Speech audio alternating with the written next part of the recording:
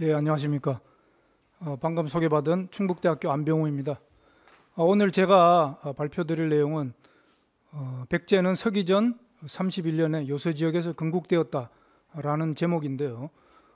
삼국사기 기록에 따르면 백제는 서기전 18년에 온조에 의해서 한성 주변에서 이렇게 건국되었다로 이렇게 알려져 있습니다. 그래서 제가 오늘 삼국사기, 삼국유사 그리고 환단고기의 기록을 분석을 해서 제가 이렇게 이런 주제로 말씀을 드리겠습니다. 자, 그런데 백제가 서기전 31년에 이렇게 건국되었다라고 하는 이야기는 벌써 신채호 선생이 조선상고사에서 이미 다 밝혀놓았습니다. 그 내용을 한번 보면은요. 자, 백제본기, 삼국사기를 말합니다. 삼국사기 백제본기에 기록된 온조 13년까지는 사실 소선호의 연조이고 그 다음에 14년이 곧 온조 원년이니 13년에 기록되어 있는 바, 자, 소선호가 제위 13년 만에 죽으니 소선호는 말하자면 조선 역사상 유일한 여제왕 창업자일 뿐 아니라 또한 고구려와 백제 두 나라를 건설한 자이다. 그런데도 본기에서는 소선호는 쑥 빼고 그 편 머리에다 비류 온조의 미추홀과 하남 유래홀이 갈라선 것을 기록해 놓고 온조 13년에 하남 유래홀에 도파였다고 기록해 놓았으니 그러면 온조가 하남 유래홀에서 하남 유래홀로 천도하였다는 것인데 이 어찌 웃을 일이 아니냐. 자, 이게 이제 단재 신채호 선생이 쓴 조선 상고사에 이제 이런 구절이 나옵니다. 그래서 여기서 핵심은 온조왕 13년까지 기록되어 있는, 그러니까 삼국사기에 그 기록은 사실은 소선호가 백제를 건국하고 13년 동안 통치한 기록이다. 그런데 이제 그걸 빼버렸다. 그래서 그 이유는 뭐냐면은 그 이유가 아니 그 근거는 뭐냐면 온조왕 13년에 하남 유래홀로 도읍을 한 그런 그 도읍을 해야겠다라고 하는 기록이 나오는데 사실은 이제 그 백제본기 그걸 잘 보면은 서두, 그러니까 온조왕 그 서두의 기록이 잔뜩 나오고 그 다음에 원년 기록부터 해서 이제 2년, 3년 이렇게 쭉 나갑니다. 그래서 그 서두에 보면은 온조가 하남 유래홀로 내려와 가지고 건국한 그런 이야기가 쭉 나오는데 13년조에 가면은 또다시 이렇게 도읍을 이렇게 옮기는 그런 이야기가 나옵니다. 그래서 실제로 그 이듬해인 14년에 천도했다 이렇게 이제 나오는데 그것이 이제 그것을 바로 단재 선생은 이렇게 지적하고 계시는 것이죠. 그래서 단재 선생이 지금 이런 그 주장을 하는 거, 백제는 서기전 31년에 소선호가 건국했다라고 하는 거는 사실은 근거는 제가 볼 때는 그 삼국사기 백제본기 시조 온조왕 편에 있는 그 기록을 이렇게 분석을 해서 한 것인데 이제 사실은 제가 굉장히 놀랍습니다. 왜냐하면 그 기록만을 읽어보고 어떻게 저런 결론을 내릴 수 있었냐, 굉장히 놀라운 것이죠. 그런데 이 단재 선생의 주장을 뒷받침하는, 뭐 뒷받침한다기보다 똑같은 이야기가 사실은 그 태백일사 고구려국 본기에 한 페이지 정도 이렇게 나와 있습니다. 그래서 이제 그럼 그것을 단재 선생이 보지 않았을까 이런 생각도 해볼 수 있는데 우리가 이제 단재 선생의 그 여러 가지 그 저서들을 이렇게 쭉 읽어보면 이분은 이제 환단고기를 전혀 본 적이 없는 분이다라고 하는 걸 이렇게 알 수가 있죠. 그래서 제가 오늘 이제 그런 말씀을 드리겠습니다. 그래서 백제 건국사와 관련되어 가지고 삼국사기와 삼국유사 이제 문제점이 굉장히 많은데요. 그 제가 몇 가지만 이렇게 추려봤습니다. 그래서 고주몽, 고구려를 건국한 고주몽과 그의 두 아들 비류와 온조가 이 혈통 문제가 이제 불명확합니다. 제가 그걸 말씀드릴게요. 그리고 백제 시조가 누구냐라고 하는 데 대해서 이설, 서로 다른 설을 이렇게 두 가지 이상 기록해 놔 가지고 혼란을 주고 있고요. 정리가 안 돼 있습니다. 결론이. 그리고 고주몽과 해모수를 부자관계로 이렇게 설정해 놨습니다. 사실은 그 연대기가 굉장히 차이가 나는데 그런 문제가 있고 그 다음에 이제 고구려를 이해하는 데 있어서 북부여, 동부여, 졸본부여라고 하는 국가가 굉장히 중요합니다.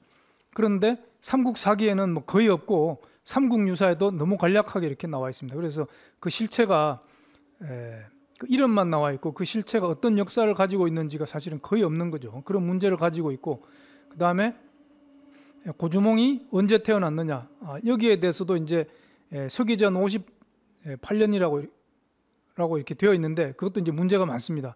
그리고 틀린 것은 아닌데 불완전하게 기록을 해가지고 이렇게 오해를 제대로 알 수 없도록 이렇게 만들어 놓은 그런 불완전한 기록의 문제, 자 이런 것들도 있고요. 자 그래서 백제의 시조에 대한 설은 두 가지 이상이 있다, 이제 그런 말씀을 드렸는데, 첫 번째가 온조설입니다.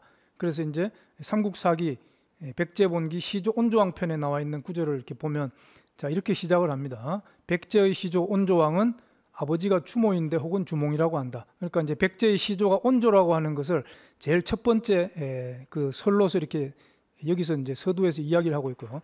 그래서 주몽은 북부여로부터 난을 피하여 졸본부여에 이르렀다. 자, 이 문장은 북부여라고 하는 것이 저게 이제 틀린 이야기입니다.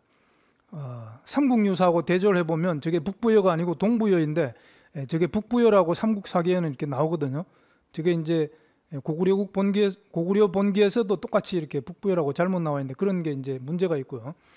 자, 부여왕은 아들이 없고 다만 3명의 딸만 있었다. 이 부여왕은 바로 졸본부여의 왕을 이야기하는 거겠죠. 자, 주몽을 본 후 그가 보통 사람이 아님을 알고 둘째 딸을 시집 보냈다. 주몽과 자기 둘째 딸을 결혼시켰다는 겁니다. 그 후 얼마 지나지 않아서 부여왕이 죽고 주몽이 왕위를 이어받았다. 아들 둘을 낳았는데 첫째는 비류이고 둘째는 온조였다. 자, 이렇게 시작이 되는데요. 자, 그래서 여기서 이제 또 중요한 이야기가 주몽이 왕위를 이어받았다라고 하는 게 이제 굉장히 중요합니다. 우리가 이제 고주몽 하면 고구려를 어떤 독자적인 자기의 자력으로 건국한 것으로 이렇게 알고 있는데, 실제로 고구려 본기의 시조 온조왕 편, 시조 동명성왕 편에 가면 이제 그런 식으로 이제 기록을 해놨습니다. 자, 그래서 그런 문제가 있고, 또 이제 아들 둘을 낳았는데 첫째가 비류, 둘째가 온조였다. 여기에서 이제 비류와 온조를 친자식으로 분명히 이렇게 그리고 있죠. 자, 그런데 이어지는 이야기는 비류가 시조다라고 하는 이제 또 다른 설을 써놓고 있습니다. 그래서 어떤 이는 말하기를 시조는 비류왕인데 그 아버지는 우태이며 북부의 왕 헤브로의 서손이며 어머니는 소선호이니 졸본인 연타발의 딸이다. 그래서 이제 여기가 이제 그 졸본 사람 연타발의 딸 소선호가 있는데, 이 소선호는 원래 우태하고 먼저 결혼해가지고 비류와 온조를 이렇게 낳았고, 그래서 우태가 죽고 나서 나중에 소선호가 고주몽에게 다시 이렇게 시집을 갔고, 그렇기 때문에 비류와 온조는 고주몽의 친자식이 아니다, 이제 그런 이야기죠. 자, 그래서 첫째는 비류이고 둘째는 온조이다. 우태가 죽자 소선호는 졸본에서 홀로 살았다. 나중에 주몽이 부여에서 받아들여지지 않아 전한 근소 2년 봄 2월에 남쪽으로 달아나 졸본에 이르러 도읍을 세우고 고구려라 하고 소선호에게 장가들어 왕비로 삼았다. 이렇게 해서 이제 고구려가 이렇게 해서 건국이 되었다라고 하는 이야기를 이렇게 하고 있고, 여기서 이제 백제의 시조는 비류다라고 하는 또 다른 설을 이렇게 이야기를 하고 있습니다. 그런데 누가 진짜 시조다라고 하는 것에 대해서 결론을 내리지 않고 이렇게 해놨기 때문에 후세에 많은 사람들로 하여금 그 많은 혼란을 불러일으킨 그러한 그 면이 있다는 걸 말씀드리고요. 자, 그래서 이걸 이제 도표로 정리하면 온조설은 졸본부여의 왕의 차녀 둘째 딸과 고주몽이 결혼을 해서 거기서 비류와 온조를 이렇게 낳았고, 그 온조가 백제의 시조다라고 하는 이야기고요. 그리고 시조가 비류다라고 하는 설에서는 소선호가 먼저 헤브로의 서손인 우태와 결혼을 해서 아들 둘을 비류와 온조를 낳았고, 그래서 우태가 죽고 나중에 소선호가 고주몽과 다시 결혼을 해서 그 둘이 힘을 합쳐서 고구려를 이제 건국을 했다, 그 얘기고, 이제 그래서 거기서 비류가 백제를 건국을 했다, 이제 그런 이야기가 쭉 나와 있습니다. 그래서 이제 서로 완전히 다른, 온조와 비류는 비록 이렇게 형제지만 시조가 이렇게 전혀 다른 그런 이야기들을 그려놓고 있다라는 거죠. 자, 그런데 강개토대왕 비문, 거기에 보면 이제 굉장히 중요한 구절이 나옵니다. 자, 출자 북부여 천재지자. 그래서 이제 이게 첫 문장이 옛적에 추모왕께서 고구려를 창업하셨다, 그 문장이 하나 나오고 바로 이어지는 문장이 바로 이겁니다. 그래서 북부여의 천재지자, 천재지자는 이제 천재의 아들이니까 천자라고 이제 우리가 보통 줄여서 이야기를 합니다. 그래서 북부여의 뭐 천재지자로서 이렇게 오셨다. 그 주어는 바로 이렇게 추모왕이 되겠죠. 그래서 이것이 이제 굉장히 중요한 이야기입니다. 우리가 이제 제가 이 말씀을 왜 드리냐면은 백제의 어떤 건국사를 이해할 때 바로 이렇게 고구려의 건국자인 고주몽이 어떤 사람이냐라고 하는 걸 이야기하지 않으면 절대 이렇게 알 수가 없게 돼 있습니다. 그런데 고주몽은 바로 북부여의 천재의 아들이셨다. 이게 이제 광개토대왕 비문에 처음에 이렇게 나오는데 바로 광개토대왕 비문이라고 하는 것은 당대에 그죠? 광개토대왕의 그 아드님이신 장수왕께서 그 바위돌에다 이렇게 새겨놓은, 그리고 그건 당대의 글이기 때문에 삼국사기나 삼국유사처럼 후대의 사가들이 쓴 그러한 그 사서보다 훨씬 더 그 신뢰성이 높은 거다. 그렇기 때문에 출자 북부여 천재지자라고 하는 저것은 절대 부정할 수 없는 저것이 이제 사실인 거죠. 그래서 저것 바로 고주몽 성제께서 북부여의 천재지자의 출신이다라고 하는 이 부분을 우리가 분석해서 밝힌다 그러면 그 뒤로 이렇게 잘 풀릴 거다. 그렇게 이제 말씀을 드릴 수가 있습니다. 자, 그런데 삼국유사 고구려기에 보면은 고구려는 곧 졸본부여다 이렇게 시작을 하고 있습니다. 자, 이 말도 고구려가 곧 졸본부여다. 이게 이제 선뜻 이해가 잘 안 가는 말이죠. 그래서 고구려는 졸본부여에서 왔다 이제 이렇게 이해를 할 수가 있고, 그런데 앞에서는 북부여의 천재자로부터 왔다. 그러니까 이제 졸본부여와 북부여는 어떤 관계냐, 이제 이런 것들도 알아야 되는데 삼국사기나 삼국유사를 통해서는 그것을 거의 알 수가 없게 돼 있다라는 겁니다. 자, 그래서 삼국사기 고구려 본기 시조 동명왕 편에 이제 뭐 이런 이야기들이 이제 길게 나와 있는데요. 자, 여기에 핵심은 이제 시조는 고주몽이라는 거고요. 그리고 이제 동부여 이야기를 하고 있습니다. 그래서 첫 번째 줄에 보면 앞서 부여왕 헤부루가 늙어서도 아들이 없어서 하면서 이제 아들 금화를 얻는 이야기가 이렇게 나옵니다. 그래서 여기서 이제 부여왕이라고 이렇게 나오는데 이 부여왕이 바로 북부여라는 거죠. 그래서 헤부루는 북부여의 왕이었다라고 하는 것을 이제 우리가 삼국사기, 삼국유사를 이렇게 쭉 같이 종합해서 보면 이제 알 수가 있습니다. 그래서 금화를 이렇게 고년이라는 곳에서 이렇게 얻고, 그래서 중간쯤 가면은 어느 날 하느님이 제게 내려와, 이제 이것은 제상 아란불이라고 하는 사람이 그 헤부루 왕에게 이렇게 아뢰는 겁니다. 어느 날 하느님이 제게 내려와 장차 내 자손으로 하여금 이곳에 나라를 세우려고 하니 너는 이곳을 떠나라. 자, 그런 그 꿈을 꾸었다는 겁니다. 그래서 동해의 물가에 가서번이라는 곳이 있으니 땅이 기름지고 오곡을 기르기에 적합하니 도읍할 만한 곳이다. 꿈에 이렇게 계시를 받고 왕에게 주청을 해서 도읍을 나라를 이렇게 옮기게 됩니다. 그래서 동부여라고 하는 나라가 탄생했다. 이제 그 얘기인데 굉장히 좀 이제 생뚱맞은 이야기입니다. 왜냐하면은 나라를 옮기는 이 중차대한 일을 어떤 사람의 꿈에 계시받은 걸 가지고 이렇게 했다라고 하는 기록인데요.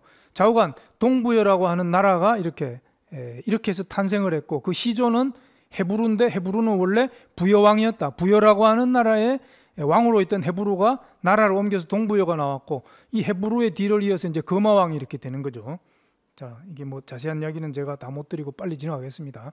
그래서 헤부루가 죽고 금화가 왕위를 이었다 이런 이야기가 나오고, 이제 이때 금화가 제위에 있을 때 무슨 일이 생기냐, 바로 우발수라고 하는 이 강이죠. 여기에서 한 여자를 이렇게 만나는데 바로 우리가 유아 부인이라고 하는 바로 그 여인입니다. 그래서 하백의 딸 유아 부인을 만나는데 아우들과 더불어 놀러 나왔는데 그때 어떤 남자가 스스로 천재의 아들 해무수라 하면서 나를 웅심산 아래 압록강변의 어떤 집으로 데려가서 취하고 나서 그 길로 가서 돌아오지 않았습니다. 이런 이야기를 한다는 거죠.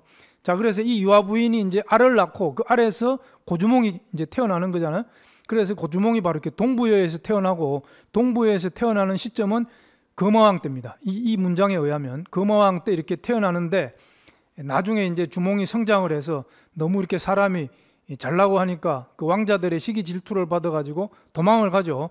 그래서 중간에 보면 주몽이 오이 마리 협보 3인 벗과 함께 떠났다. 그래서 음사수에 이르렀는데 다리가 없어서 건널 수가 없었다. 쫓아오는 군사들에게 붙잡힐까 두려워서 강을 향하여 말하길 나는 천재의 아들이고 하백의 외손이다. 이렇게 하니까 물고기들이 떠올라서 다리를 놓아주고, 그래서 그 다리를 건너갔다. 그렇게 해서 이제 무사히 이렇게 건너갈 수 있었다. 이제 그런 이야기죠.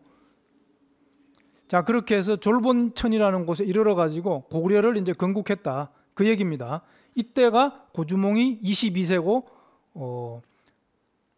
박혁거세, 신라 시조 박혁거세 제위 21년 갑신년, 이것이 이제 서기전 37년이니까 37년에 22세였으니까 주몽은 서기전 58년에 태어났다. 이제 이렇게 계산이 되는 거죠.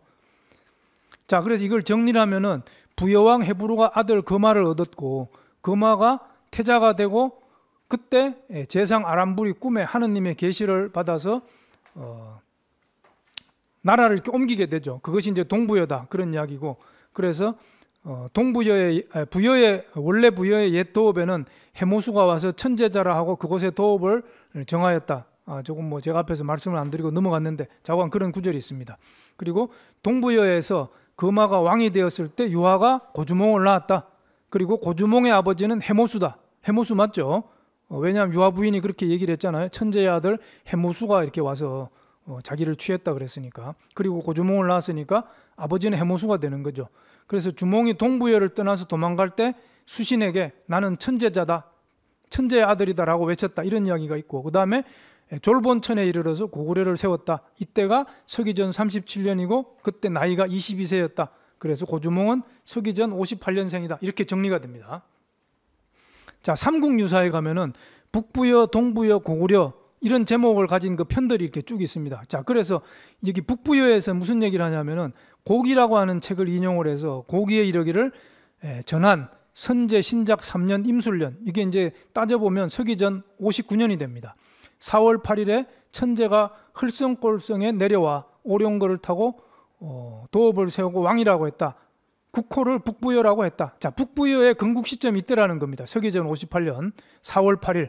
그리고 이름을 해모수라고 했다. 해모수가 이렇게 세웠다는 거죠. 그런데 해모수의 아들 이름은 부루다. 부루. 그리고 해를 씨로 삼았다. 그러니까 해부루가 되는 거죠. 해모수의 아들 해부루. 이렇게 되는 겁니다. 나중에 그 왕이 상제의 명에 따라 도읍을 동부여로 옮겼다. 그 왕은 바로 이제 해부루를 이야기하는 겁니다. 그리고 동명제가 북부여를 계승하여 일어났으며 졸본주의 도읍을 세우고 졸본부여라고 하였으니 곧 고구려의 시조이시다. 자, 여기가 이제 굉장히 혼란스럽게 되어 있습니다. 자, 동부여로 옮겨갔는데 동명제라는 사람이 고구려의 시조다 이렇게 되는 거죠. 그러니까 이제 이 동명제는 바로 동명왕, 동명성왕 고주몽이다. 이제 다 그렇게 이해를 하고 있습니다. 그런데 여기 보면 동명제가 북부여를 계승하여 일어났고 또 졸본주의 도읍을 세우고 졸본부여라고 했다. 분명히 이렇게 나와 있죠. 그런데 또 고구려의 시조다. 자, 이런 이야기들이 이것만 봐가지고는 뭐가 뭔지 알 수가 없는 그런 내용들로 이렇게 되어 있다는 겁니다. 자, 그리고 이제 삼국유사 동부여 편은 앞에서 말씀드린 동부여가 탄생되는 그 이야기, 그러니까 삼국사기에 있는 이야기들을 그대로 이렇게 옮겨 놓았기 때문에 똑같은 내용이 이렇게 있다는 겁니다.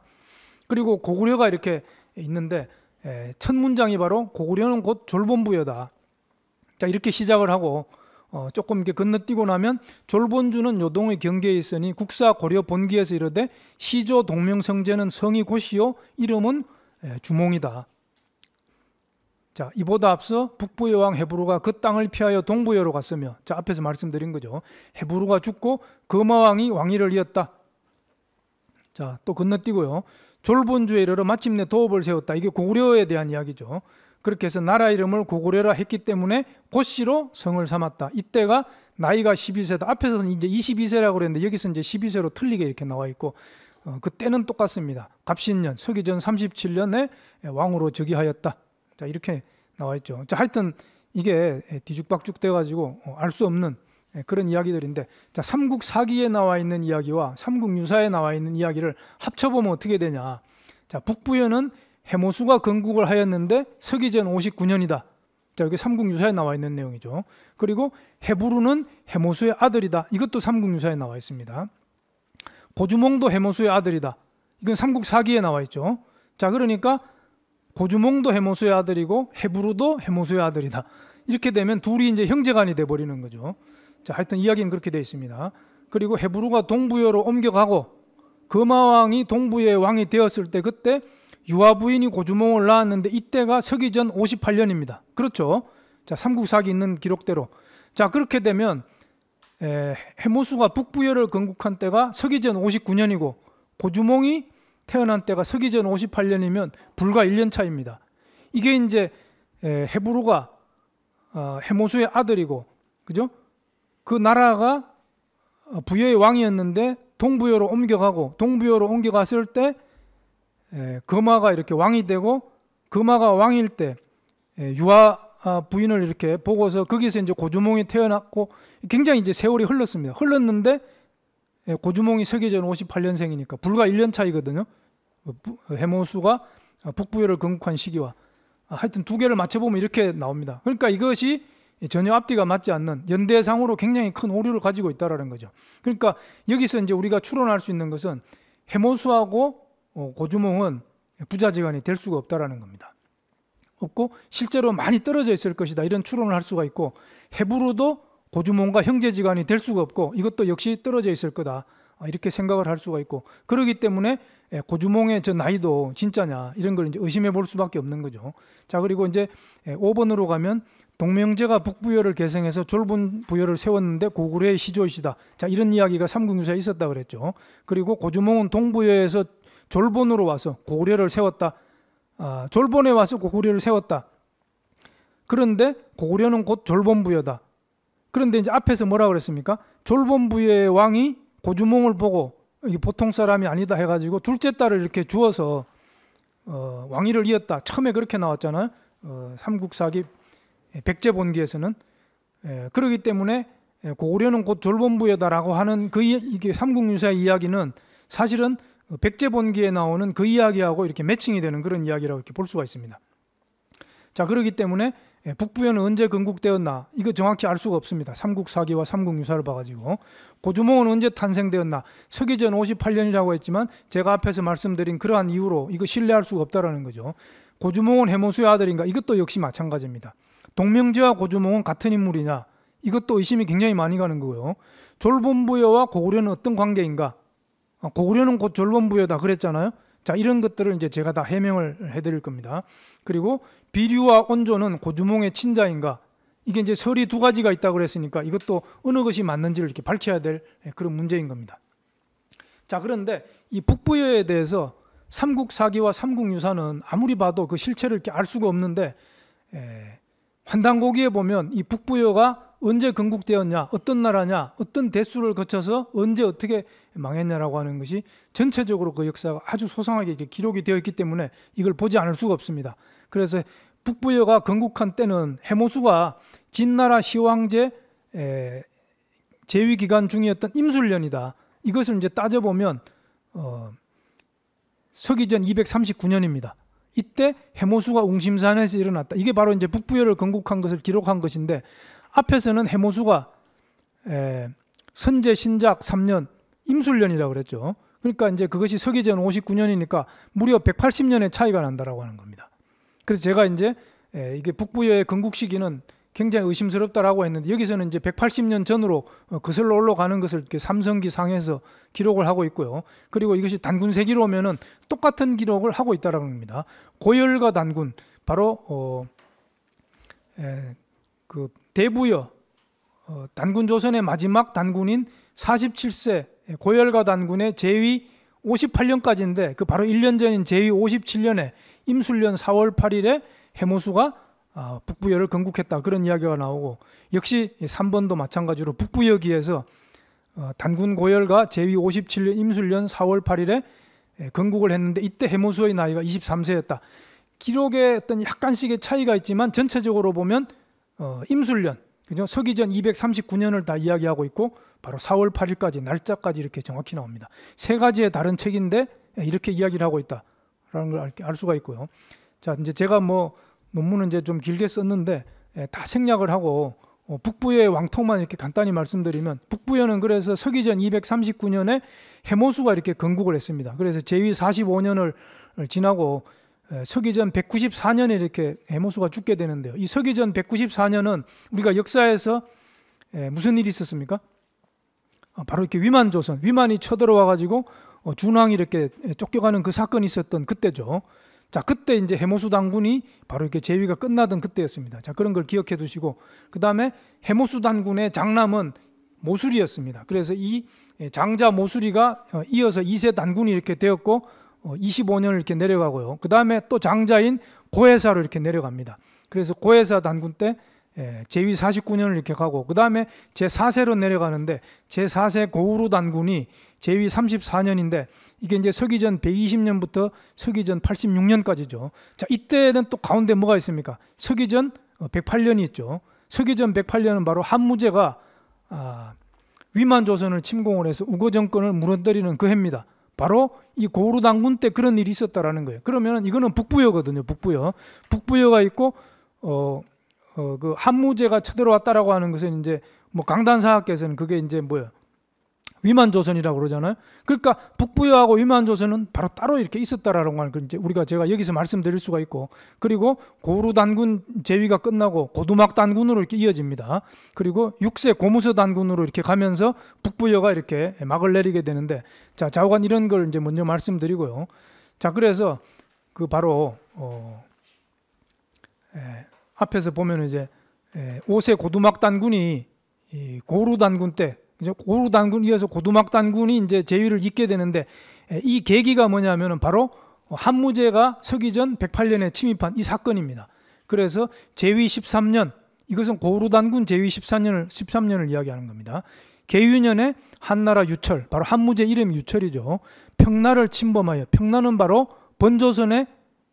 위만조선의 수도입니다.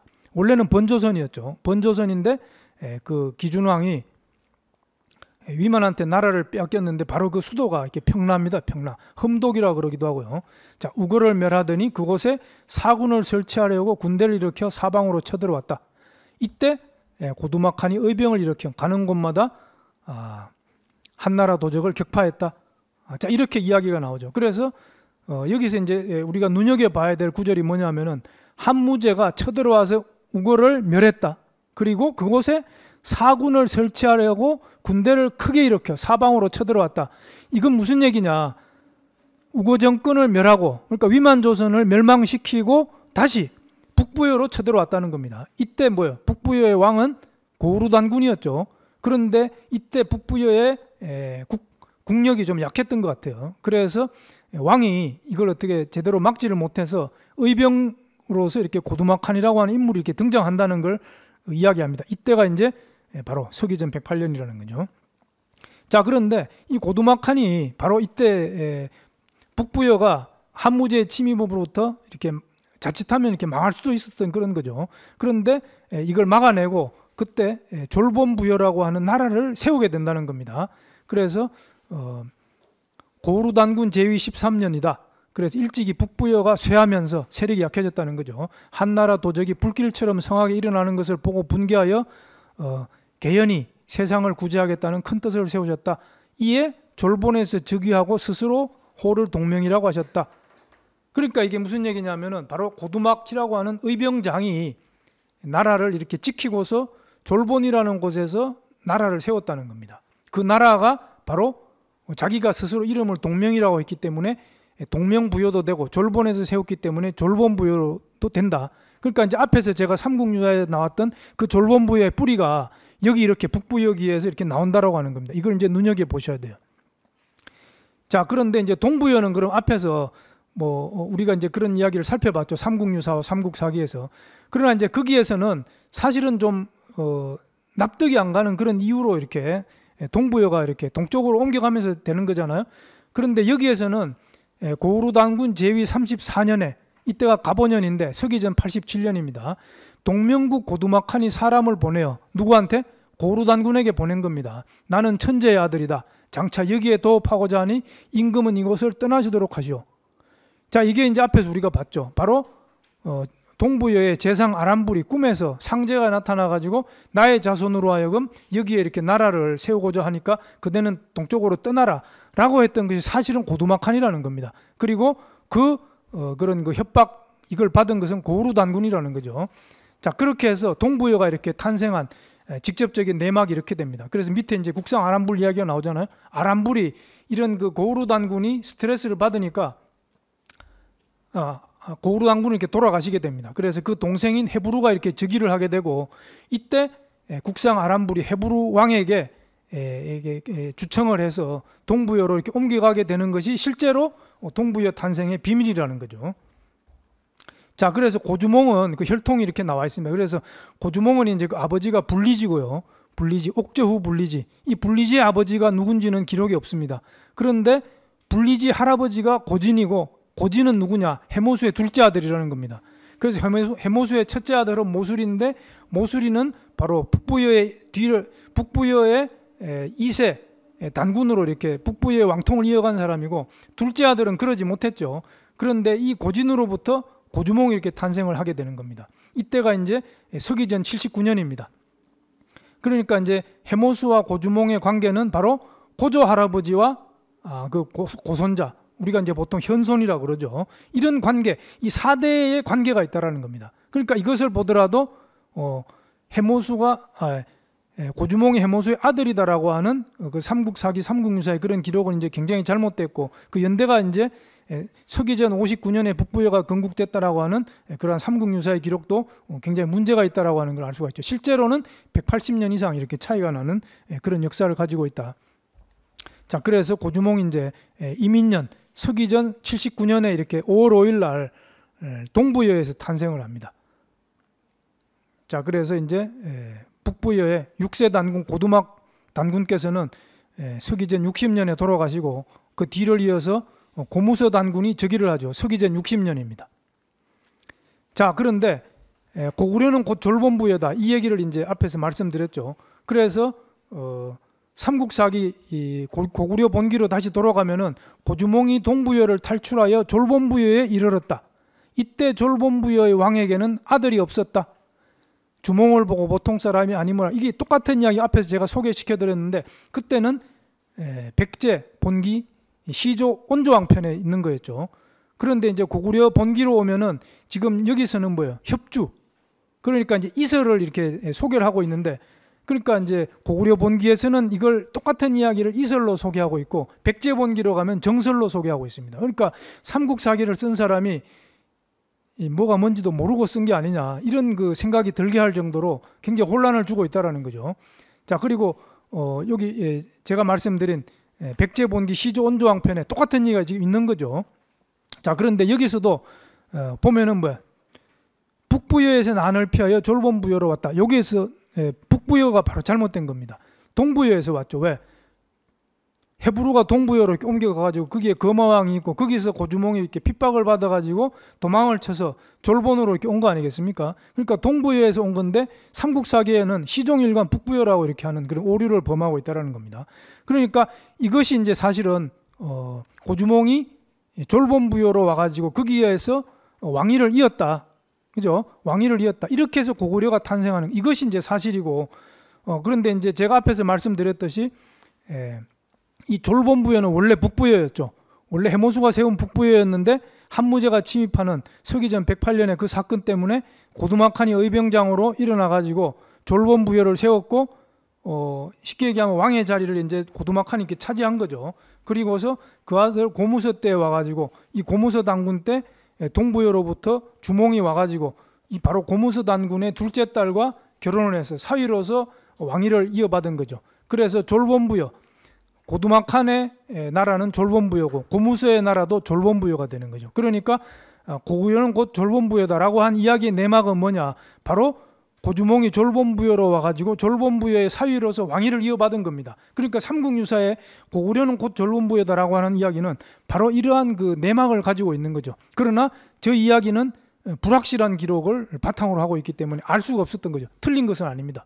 이것이 이제 바로 앞에서 제가 말씀드렸던 광개토대왕 비에 나오는 출자 북부여 천재지다라고 하는 그 말과 똑같은 겁니다. 자, 이건 넘어가고요. 자, 그래서 고구려가 바로 계년 봄 정월에 이르러 고추모가 여기 천재지다, 천재의 아들로서 북부여를 계승하여 일어났다. 여기서는 또 북부여라고 나오죠.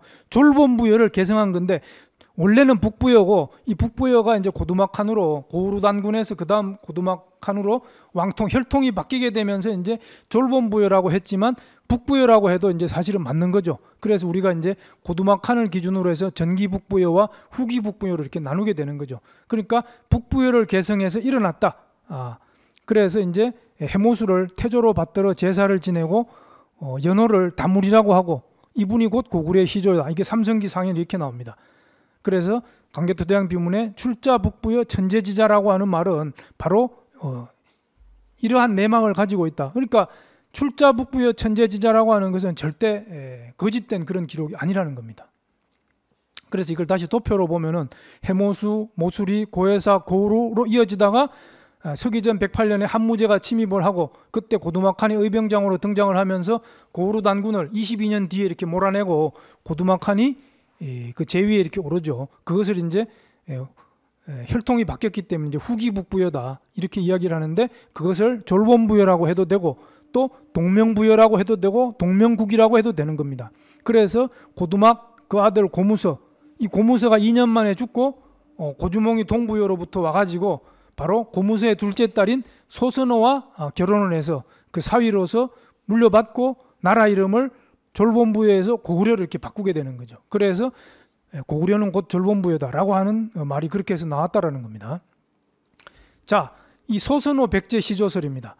자, 이 소선호 백제 시조설은 사실은 앞에서 제가 말씀드렸듯이 단재 선생이 먼저 말씀을 했죠. 그러나 이것은 태백일사 고구려국 본기에 짧은 그 한 페이지 정도 되는 글로 이렇게 나와 있는데요. 자, 고주몽 성제가 제위하실 때 일찍이 말씀하시기를 만약 적자 유리가 오면 마땅히 태자로 봉할 것이다. 이것은 삼국사기에도 나오죠. 자, 소선호는 장차 자신의 두 아들 비류와 언조에게 이롭지 못할 것을 염려하다가 경인년 3월에 사람들에게 폐대의 땅이 기름지고 물자가 풍부하다는 말을 듣고 남쪽으로 달려가 진번 사이에 있는 바다 가까운 외진 땅에 이르렀다. 자, 여기서 이제 제가 보면 경인년을 가로쳐놓고 김효년이라고 해놨죠. 자, 이 경인년이 제가 보니까 문제가 있는 기록이었습니다. 그래서 이게 환단곡이 태백일사 고구려국 본기에 나오는데 경인년이라고 된 기록은 배달의숙본에 나오는 기록이고 배달의숙본 말고 광호이해사본이라고 해서 판본이 하나 더 있죠. 광호이해사본이 틀린 것이 있다고 해서 이유립 선생이 수정해서 다시 낸 게 이제 배달의숙본인데 그 배달의숙본은 경인년이라고 했고 원래 그 광호이해사본은 이제 원본을 필사한 것으로 이렇게 우리가 그 필사한 것을 바탕으로 해서 나온 것인데 거기는 김효년이라고 되어 있습니다. 이게 이제 연대가 한 12년 정도 차이가 나는데요. 어느 것이 맞냐? 제가 봤더니 원래 김효년이 맞는 것 같아요. 경인년은 잘못된 것 같습니다. 제 생각이에요. 단정적으로 얘기하는 건 아니고 제가 이제 이걸 쭉 읽어보고 논문을 쓰면서 보다 보니까 경인년이 아니고 김효년인 것 같더라. 그래서 이제 이때 소선호가 두 아들 온조와 비류를 데리고 남쪽으로 해서 고구려를 떠나는 거죠. 어디로 갔냐? 폐대의 땅, 여기는 기름지고 물자가 풍부하다라는 소문을 듣고 남쪽으로 갑니다. 그런데 그곳은 바로 진번 사이에 있는 땅이다. 그리고 바다 가까운 외진 땅이다. 여기 이제 진번이 나오는데요.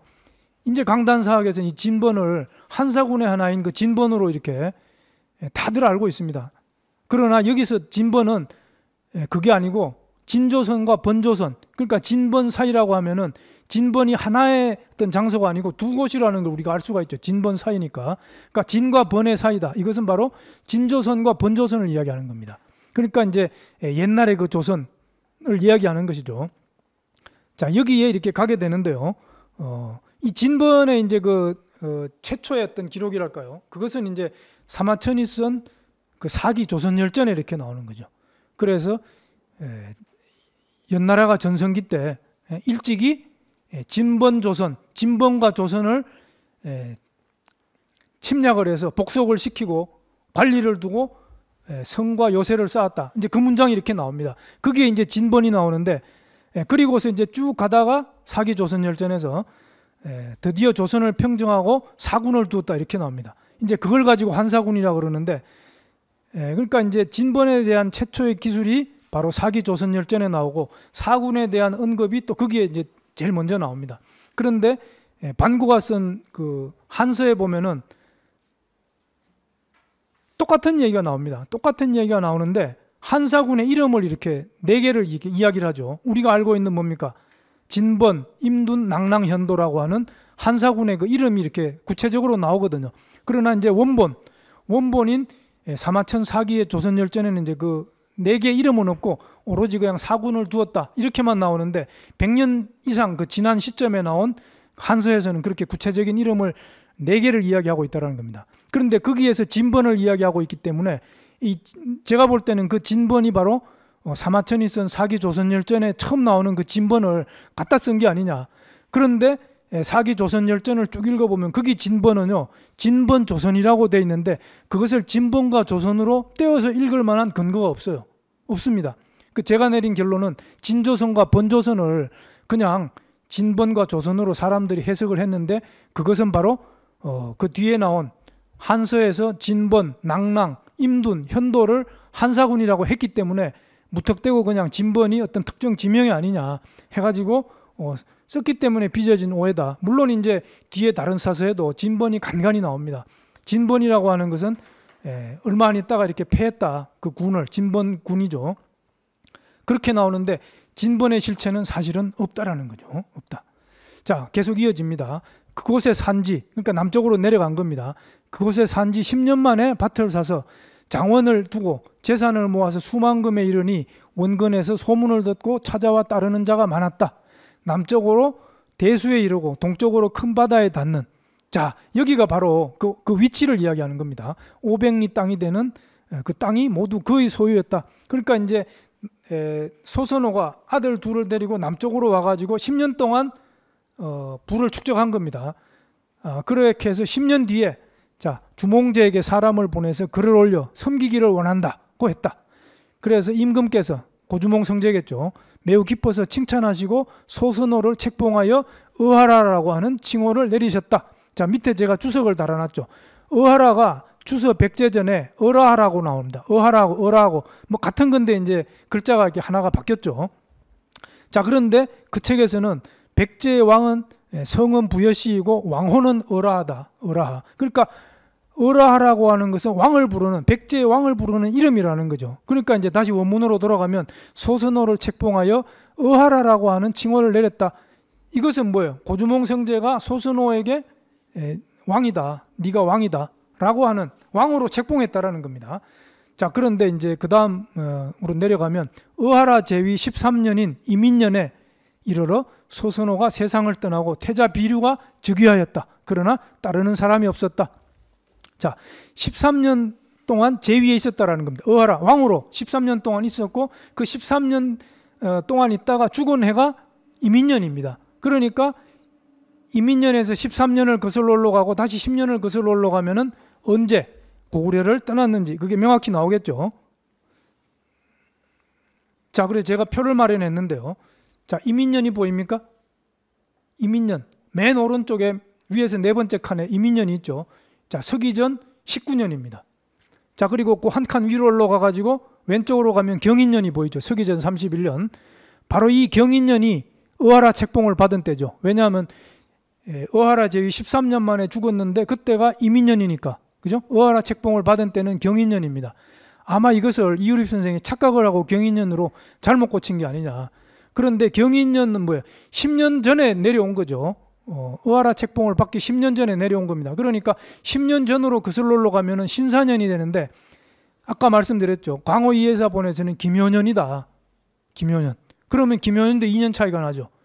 그런데 소선호가 두 아들을 데리고 남쪽으로 이렇게 떠났다라고 하는, 우리가 상식적으로 생각해 볼 때 그때 유리가 왔다라는 거죠. 유리가 동부여에서부터 고구려로 아버지를 찾아서 이렇게 온 시점이 바로 그때인데 삼국사기에서는 그 시점을 제위 19년이라고 이야기를 했습니다. 그러면은 삼국사기 삼국유사를 떠나서 이 환단고기의 연대기로 보면 고주몽은 계해년에 서기전 58년에 고구려를 북부여를 이어받아서 고구려의 왕이 된 거 아니겠습니까? 그러니까 제위 19년은 바로 서기전 40년 신사년이 되는 거죠. 바로 이때 유리가 온 것이고 이로부터 10년 만에 그때 이제 남쪽으로 떠난 거죠. 소선호가 비류와 원조를 데리고. 그리고 거기서 10년 동안 재산을 일구고 경인년에 드디어 의하라 책봉을 받고 13년 동안 의하라 제위로 있다가 이민년에 이렇게 죽은 거죠. 이민년이 19년인데 서기전 19년 이때가 이제 사실은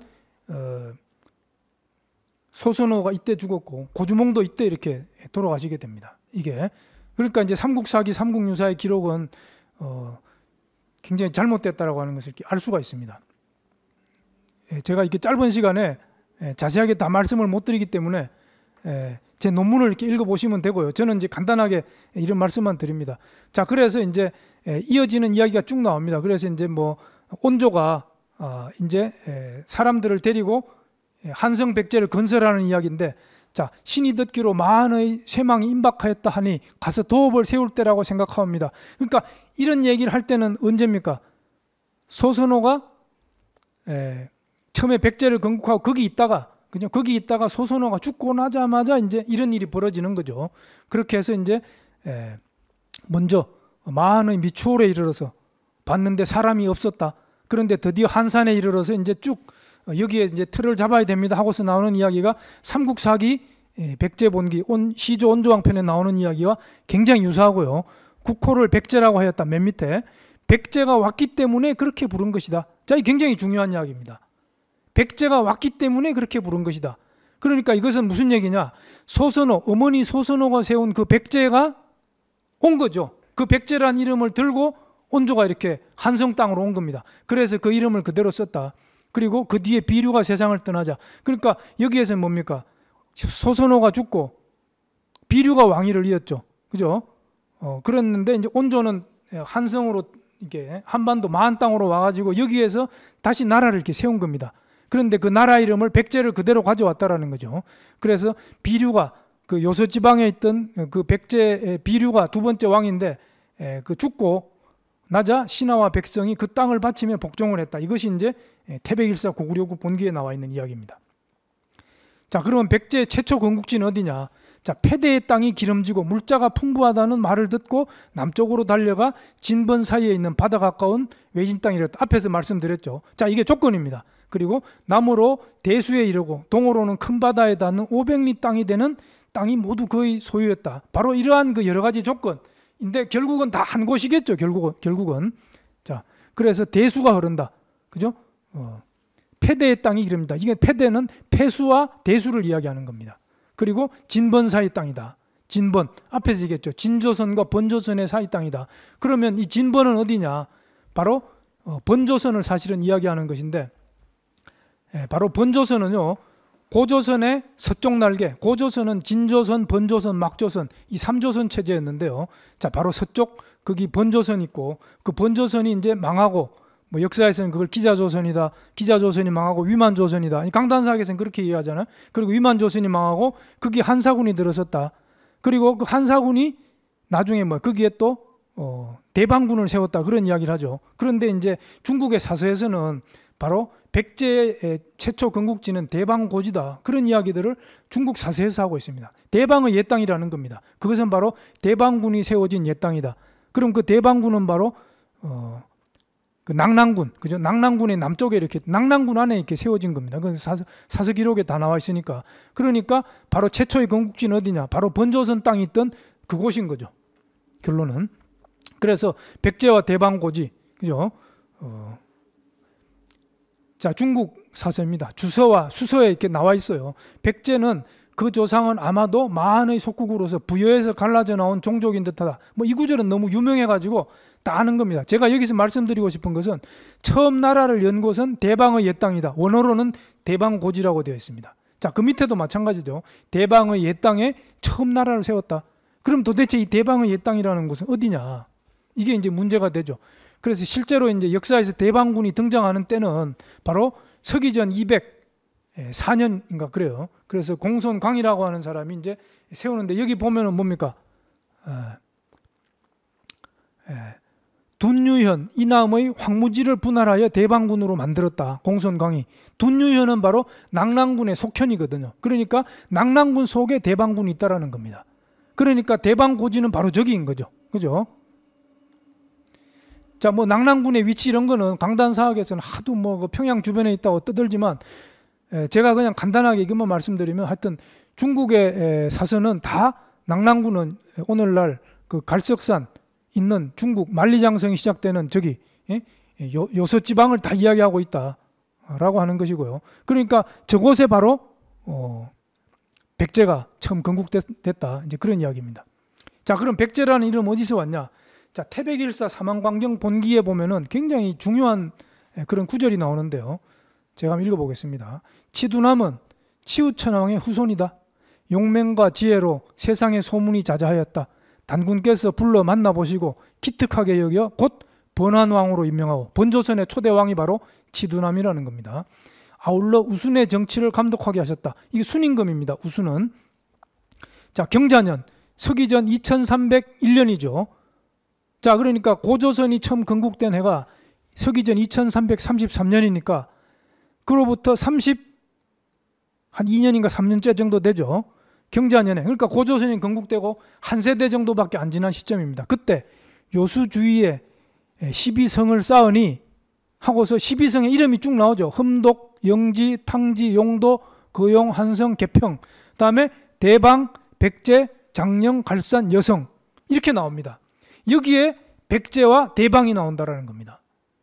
그러니까 요수 주위에 12개의 성을 쌓았는데 백제성도 있었고 대방성도 있었다라는 거죠. 이게 굉장히 중요한 겁니다. 왜냐하면은 백제가 처음 건국된 곳이 대방고지라고 그랬거든요. 그러면 대방고지는 바로 저기를 얘기하는 겁니다. 그러면 이걸 언제부터 있었냐? 대방이라고 하는 말은 서기전 2301년부터 있었다라는 거예요. 그 전부터 있었을 수도 있겠죠. 좌우간 이 성을 처음 쌓은 것은 바로 번안의 초대왕인 치두남이 이렇게 쌓은 것이다. 백제라는 이름도 그때부터 있었다라는 거죠. 그러니까 옛날부터 있던 백제라고 하는 그 이름을 가진 곳에 소선호가 와가지고 거기에 백제를 건국한 겁니다. 그 백제라는 이름은 원래부터 있던 그 지역 이름을 따간 거죠. 그런데 중국의 사서에서는 이거를 백제고지라고 하지 않고 대방고지라고 했다는 겁니다. 그런데 같은 곳이라는 걸 우리가 알 수가 있죠. 왜? 대방하고 백제는 바로 12성 중에 성 중에 이렇게 있으니까. 굉장히 소중한 기록이라고 저는 봅니다. 자, 그래서 이제 뭐 보면은 이게 이제 하북성 그 지도를 제가 이렇게 그려놨고, 여기 보면 북경이 보이고요. 오른쪽에 이제 당산시가 있고, 그리고 나나가 있잖아요. 나나가 바로 요수입니다. 요수 주변에 12성을 쌓았다. 그 바로 제가 원으로 그려놓은 저기에 이렇게 12성이 이렇게 있었을 거다라고 이렇게 충분히 추정이 되고요. 그리고 이유립 선생은 바로 이 대수는 어디냐? 대수는 제가 찾아봤는데 잘 안 나와요. 그런데 하북성 저기 당산시 풍연구에 요대산이 있다. 요대산이 이제 허리 요자에 띠대자니까 허리띠란 뜻이죠. 저기에서부터 대수가 이제 흘러나온다. 한단고기 정의에서 이제 그런 이야기를 하고 있고요.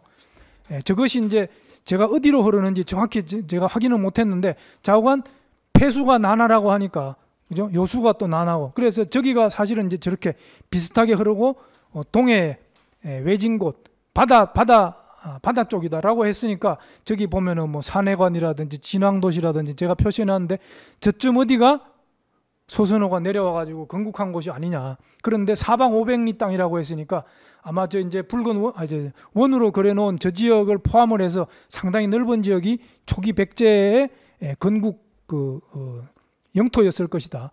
그래서 이제 우리가 보면은 대륙 백제설이라는 게 있잖아요. 대륙 백제설. 백제가 대륙을 이렇게 뭐 지배했다. 그런 이야기들이 있는데, 그리고 실제로 중국의 뭐 북이라든지 이런 나라하고 전쟁을 했다, 백제가. 그런 기록도 나오고요. 그런 기록들이 한두 군데가 굉장히 많이 나옵니다. 그래서 이제 대륙 백제설이라고 그러고 뭐 요소 경략설이라고 하고 뭐 대륙 통치설이라고 그러기도 하고 이제 그런 게 있는데, 그게 백제가 바로 저기에서 이렇게 건국되었기 때문에 백제가 온조가 한성으로 이렇게 나라를 옮겼지만 저기를 버린 건 아니죠. 그래서 계속 백제는 저기까지 이렇게 쭉 있었고, 저것이 언제 망했냐? 바로 고구려, 광개토 태왕, 그 다음 장수 태왕이고, 그 다음 문자 태왕이죠. 문자 태왕 때 502년에 이렇게 망했다. 이렇게 환단고기에 나옵니다. 예, 자, 다 마쳤습니다. 자, 그래서 무려 500년 이상 저기 백제가 대륙에 저렇게 있었다라고 하는 것을 이렇게 제가 이렇게 논문에 써놨으니까 보시고요. 자, 이게 마지막으로 정리하면, 자, 이게 보면은 이제 그 진조선 대부여로 이렇게 가고, 그래서 이제 저것은 뭐냐, 단군 조선이 마지막 왕조가 대부여입니다. 대부여가 이제 서기전 238년에 망하고 망하기 1년 전에 고열가 단군 제위 약간 이제 1년 마지막 1년 전이라고 그랬죠. 그때 이제 해모수가 북부여를 건국을 하고 북부여가 이렇게 쭉 가다가 저기 이제 한무제가 붉은 화살표로 해놓은 게 이제 한무제가 쳐들어온 서기전 108년입니다. 이때 쳐들어와 가지고 고두막한 이거를 막고 그 다음에 졸본부여를 세웠다 그랬죠. 그리고서 이제 쭉 가다가 서기전 58년에 고주몽이 그걸 졸본부여를 이어받아서 고구려로 이렇게 연결이 되는 겁니다. 자, 그런데 밑으로 내려오면은 번한 치두남이 번한을 이렇게 세웠죠. 그리고 나중에 번조선으로 이렇게 바뀌고 이 번조선의 마지막 왕이 기준이고 기준이 바로 위만에게 나라를 빼앗기고 이 위만 정권이 86년간 내려가다가 한무제 침입을 받고 망하고 그 자리에 한사군이 들어선 거죠. 바로 그 자리에 나중에 백제가 이렇게 서게 된 겁니다. 그래서 그 백제가 나중에 마한 땅으로 온조가 이렇게 이주를 하는 것이죠. 그렇기 때문에 서기전 31년에 요서 지역에서 백제가 건국이 되었고 그 건국자는 바로 소선호였다라고 하는 것이 이제 제 논문의 이제 핵심 요지인데 제가 이제 시간 관계상 뭐 자세하게 드는 말씀을 못 드리고 이 정도로 줄이겠습니다. 제가 원래 이걸 많이 줄였는데요. 하여튼 뭐 1시간 이상 충분히 얘기를 해야지 좀 이해를 하실 수가 있을 것 같은데 하여튼 뭐 시간이 짧은 관계로 이 정도로 대강 제가 얼개만 말씀드렸는데 이해가 얼마나 되셨을지 잘 모르겠습니다. 자, 이상 마치겠습니다.